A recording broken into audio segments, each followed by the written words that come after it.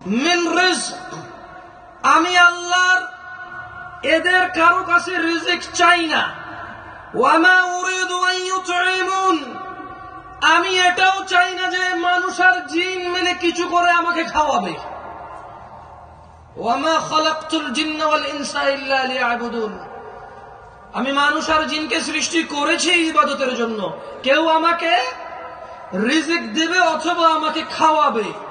আচ্ছা, একটা কথা বুঝুন তো, এখানে আল্লাহ প্রথমে রিজিক বললো, পরে খাওয়াম বললো। তার মানে ইসলামে খাওয়া দাওয়াকে রিজিক বলে না, তাআম বলে। কি বলে?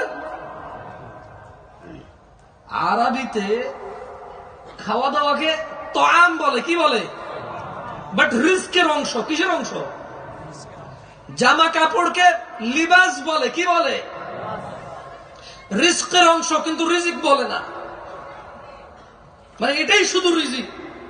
জামা কাপড়, অন্ন বস্ত্র এরকম করে স্পেসিফিক করে না। লিবাস কিন্তু রিজক, তাআম কিন্তু রিজক, আল মাল কিন্তু রিজক। সুস্থতা রিজক, সম্মান রিজক, ইলম রিজক, বাচ্চা কাচ্চা রিজক। সো আমরা বাংলাদেশিরা কনফিউজড। আমরা দ্বিধাদ্বন্দ্বের মধ্যে ভুগতেছি যে সম্পদ নাই মানে কিচ্ছু নাই, সম্পদ না মানে রিজিক নাই।